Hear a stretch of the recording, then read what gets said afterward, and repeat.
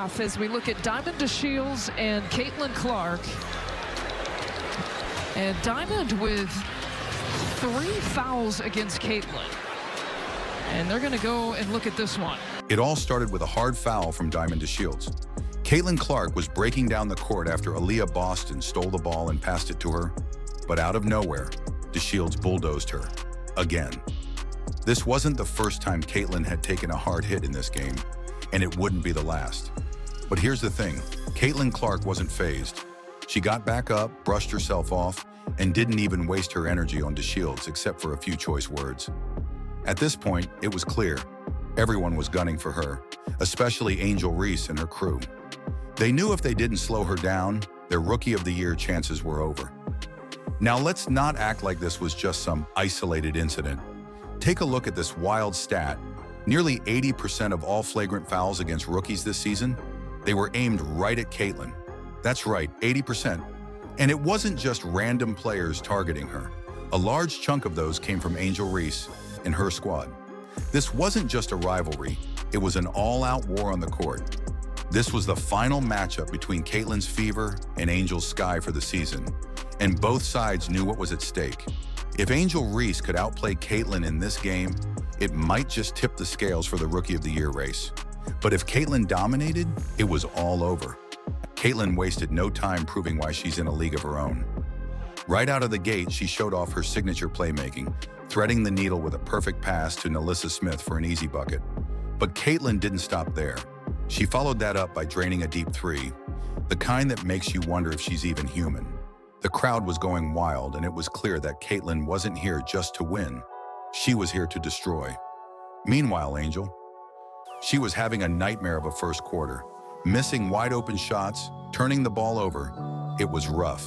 By the end of the first, Caitlin had already stacked up 7 points, 3 assists, and 2 rebounds. Angel, on the other hand, just 2 points and a whole lot of frustration, but things were only getting started.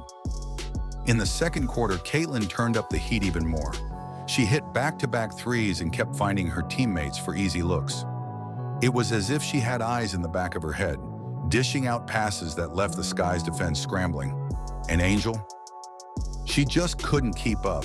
Miss after miss, frustration was starting to boil over.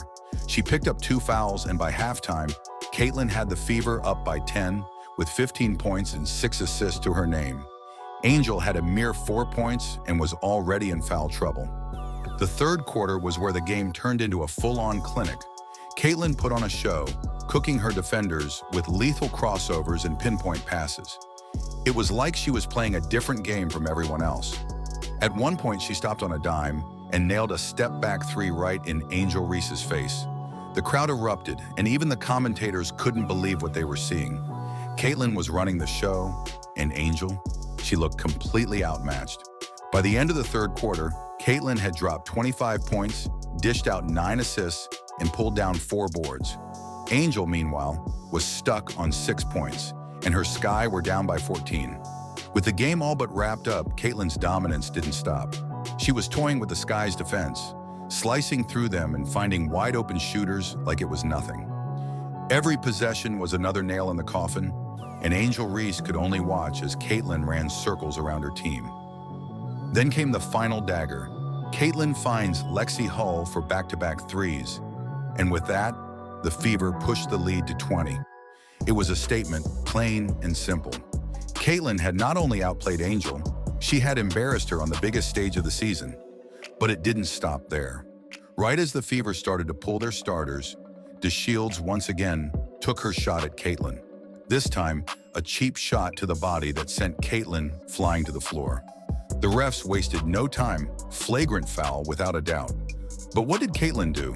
She got up, smiled, and waved to the crowd, letting them know that nothing could stop her. Not fouls, not trash talk, and certainly not Angel Reese. Caitlin had the last laugh, hyping up the Fever fans as she left the court. She had just dropped 31 points with 12 assists and 5 rebounds, putting the Rookie of the Year debate to bed once and for all. As for Angel Reese, she padded her stats during garbage time, finishing with a double-double, 10 points, 11 rebounds. But those numbers meant nothing. Everyone knew Caitlin had already won, not just the game, but the season-long battle for Rookie of the Year. Caitlin's message was clear. This is her league now. And if you think this performance was something, just wait. Because next up, the MVP conversation. After nights like this, there's no doubt Caitlin's got her eyes on even bigger prizes. How much more experience that gives you over other players coming in, right? So people say, dang, like he or she's killing them, but you have a 25-year-old playing against a 20-year-old. Mm-hmm. Like, you should be killing them. Because you've been doing it a lot longer than they have. Clark right now probably takes about 40 shots a game. Here we go. Sheryl Swoopes has been stirring up controversy in the WNBA, particularly with her critical comments about rising superstar Caitlin Clark. This season, Swoopes has made no secret of her jealousy, but her latest actions have taken things to a whole new level. ESPN, the network that's been closely following Caitlin Clark's meteoric rise, has highlighted her impact on the WNBA numerous times, making Swoopes' criticism even more surprising. Diamond DeShields recently made headlines in WNBA news for an aggressive play against Caitlin Clark, sparking intense debate among WNBA fans. Imagine this. DeShields intercepts Clark at half court during a key Indiana Fever game, not with just any foul, but with a clear, frustration-driven play. The fallout from this incident was immediate, with WNBA analysts and fans calling it out as a dirty play. Against Caitlin Clark, it wasn't okay. It was a flagrant foul. Igniting a firestorm of controversy. The aftermath of Diamond DeShields' actions didn't stop at just criticism. DeShields faced a barrage of backlash, including receiving racist threats. Diamond DeShields received racist threats after Caitlin Clark flagrant foul, which highlighted ongoing issues within the WNBA community. But amid this storm, Sheryl Swoopes stood out as a vocal supporter of DeShields, continuing her narrative against Caitlin Clark. Swoopes tweeted, "Head up, kid. Hate will not win. You are covered, and there's nothing these evil people can do about that. All love for you." This tweet, while supportive of DeShields, had significant consequences for Swoopes, leading to her removal from the WNBA broadcast team for the highly anticipated Fever versus Dallas Wings game, a pivotal WNBA matchup.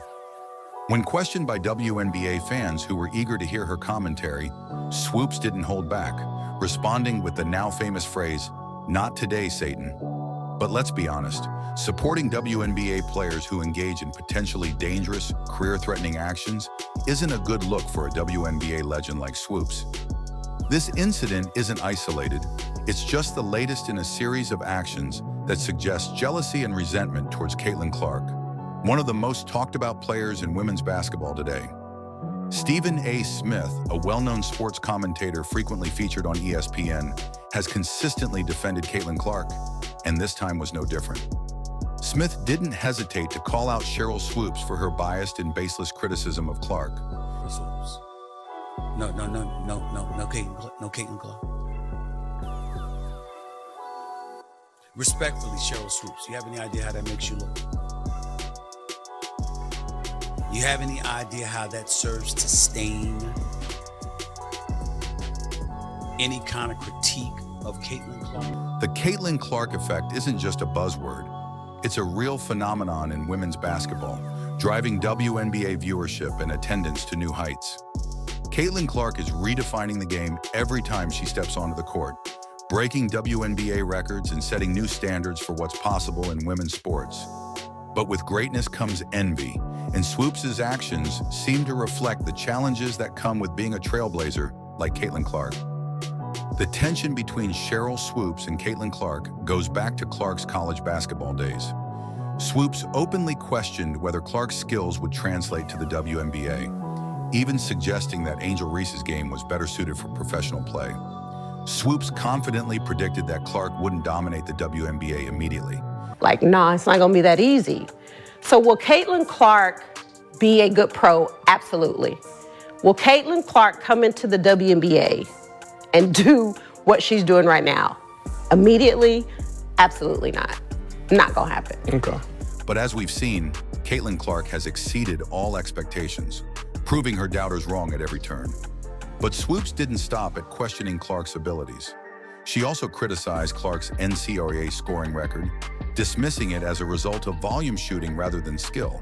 Going to break a record, to me, if it's legitimate, you have to break that record in the same amount of time that that player set it. Okay. So if Kelsey Plum set that record in 4 years, well, Caitlin should have broke that record in 4 years. But because there's a COVID year and then there's another year, you know what I mean? So she's already had an extra year to break that record. So is it truly a broken record? Yeah, that'll go in the record books as Caitlin Clark is the all-time, whatever it is. I don't even know what the number is, but that's the way it'll be. And I don't think it should be. However, Swoops got several key facts wrong. She claimed that Caitlin Clark took advantage of an extra year of eligibility due to COVID-19, playing 5 years of college basketball. In reality, Clark played the standard 4 years, just like Kelsey Plum, the previous record holder. What's more, Caitlin broke the record in fewer games, showing that it wasn't just about taking more shots, but making them count. Swoops also exaggerated by stating that Caitlin Clark takes 40 shots per game, when in truth, Clark's average is closer to 19 shots per game. And perhaps the most glaring mistake, Swoops claimed that Caitlin is 25 years old when she's actually just 22.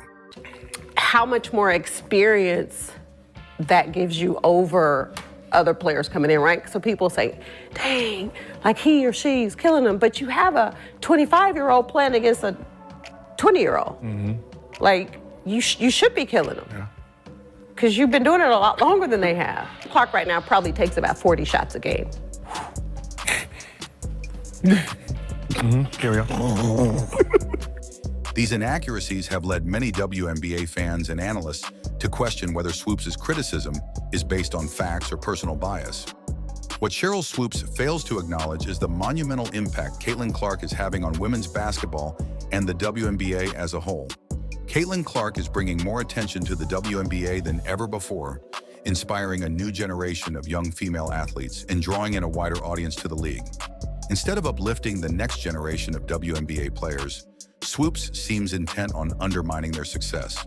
But this isn't just about Caitlin, it's about the future of the WNBA. Supporting Caitlin Clark means supporting the growth and evolution of women's basketball. Despite the backlash, Sheryl Swoops eventually issued an apology, though many found it less than sincere. She defensively stated that black people can't be racist, a comment that did little to mend the situation. I'm gonna say this, and then I wanna be done with this whole conversation. So for people to come at me and say that I made those comments because I'm a racist, first of all, black people can't be racist. Meanwhile, Caitlin Clark continues to break records in her rookie WNBA season, solidifying her place in the history of the WNBA. From holding the WNBA single-game assist record to becoming the youngest player to achieve consecutive double-doubles in points and assists, Caitlin's accomplishments are rewriting the WNBA record books. Yet Sheryl Swoops seems determined to ignore these achievements. It's becoming clear that this isn't just a case of casual criticism. It's starting to look like a personal vendetta, and people are taking notice. Even Stephen A. Smith, known for his outspoken views on ESPN, couldn't stay silent. He publicly criticized Swoops for her blatant bias against Clark. Clark and the Fever currently lead the WNBA in average game attendance and per-game TV viewership. But despite the attendance and viewership records, there seems to be some haterade in the league in regards to Clark starting with WNBA legend Sheryl Swoops herself. The statistics don't lie. Caitlin Clark is leading the Indiana Fever to new heights, with the team boasting the highest average game attendance and TV viewership in the WNBA. And yet, Swoops refuses to give Caitlin the credit she deserves. Instead, Sheryl Swoops continues to praise other Fever players like Lexi Hull, Kelsey Mitchell, and Aaliyah Boston, while conspicuously leaving Caitlin Clark out of the conversation. This Indiana team, I'm gonna say shout out to Lexi Hull. I'm a big Lexi Hull fan. Watch her in AU. Lexi Hull shot the leather off the ball in their game against Seattle and just couldn't miss. Kelsey Mitchell is just broken. She is just shooting the basketball. Aaliyah Boston, almost a triple-double. This omission is becoming increasingly difficult for WNBA fans to ignore. especially as Caitlin continues to set new records and drive the success of the Indiana Fever. Swoops' refusal to acknowledge Clark's contributions is not only petty, but also damaging to her own reputation as a WNBA legend. And the criticism doesn't end there. Swoops went as far as to suggest that Caitlin's success is due to having better teammates at the Fever compared to Angel Reese's situation at the Chicago Sky. With Caitlin Clark and Angel Reese locked in a tight race for WNBA Rookie of the Year, Swoops' dismissal of Clark's talent is almost laughable. So, what's next in this unfolding drama? As Caitlin Clark continues to rise in the WNBA, will the league and its legends like Sheryl Swoops finally give her the recognition she deserves? Or will a shadow of jealousy continue to loom over her achievements? One thing is certain, this story is far from over.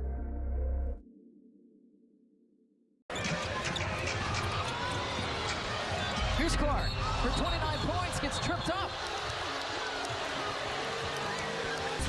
Diamond DeShields has been upgraded to a flagrant 1. So the Diamond DeShields foul has been upgraded to a flagrant 1. Aaliyah Boston steals the ball and passes to Caitlin Clark on the break. But Diamond DeShields comes out of nowhere and bulldozes Caitlin Clark, even laughing about it afterward. Despite this, Clark, who's been dealing with physical play all season, simply gets up and walks away. Caitlin is used to this rough treatment, especially considering this was the third foul from DeShields in just 38 seconds. Caitlin Clark versus Angel Reese is one of the most heated rivalries in the WNBA, gaining attention from fans and the media, including ESPN. Statistically, Caitlin Clark has been the victim of 17% of the WNBA's flagrant fouls, many of which come from Angel Reese's crew. It's obvious that players are trying to take Clark out of the Rookie of the Year race. Even ESPN's rookie rankings have controversially placed Angel Reese above Clark, despite Caitlin Clark's superior stats and her team's better win-loss record. The Rookie of the Year battle between Caitlin Clark and Angel Reese was at its peak heading into this game. Everyone knew the winner of this matchup would likely take home the award. Caitlin Clark wasted no time, showcasing her playmaking skills, dishing out assists, driving to the hoop, and sinking threes.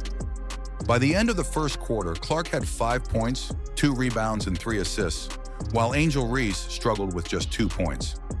In the second quarter, Caitlin Clark continued her stellar play, hitting back-to-back threes and delivering incredible assists, solidifying her case as WNBA Rookie of the Year.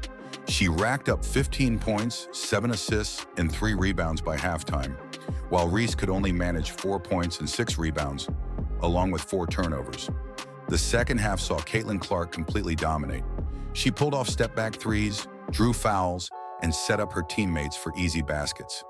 By the end of the third quarter, Clark had 8 more points and 2 assists, giving the Indiana Fever a 14-point lead. Meanwhile, Angel Reese could only manage 1 point in the quarter, finishing with a negative plus-minus rating of 4. Now let's dive into the Caitlin Clark versus Angel Reese rivalry that's been brewing all season. This isn't just any WNBA rivalry, it's becoming a defining storyline for women's basketball. ESPN and other major sports outlets have been covering the tension between these two stars, both of whom dominated in college basketball and came into the WNBA with huge expectations. Both Clark and Reese have their own playing styles, and their personalities clash both on and off the court. Caitlin Clark is known for her sharp shooting and ability to control the game with her incredible vision and playmaking. Her stats speak for themselves, leading in points, assists, and overall team impact. On the other hand, Angel Reese is a force in the paint, dominating the boards with her rebounding prowess, but her offensive game has struggled to keep up with her defensive presence. The media, especially ESPN, has played a big role in amplifying this rivalry. Angel Reese may have the attention of outlets like ESPN, but it's hard to ignore that Caitlin Clark is winning the stats and the fan base. Clark's ability to light up the scoreboard and carry her team to wins has overshadowed Reese's focus on defense. Even though the rookie rankings might favor Reese at times, when you look at the numbers and the game impact, Caitlin Clark stands out as the better all-around player. But what makes this rivalry even more fascinating is what's at stake for the WNBA itself. Caitlin Clark isn't just battling Angel Reese, she's changing the way people view the WNBA.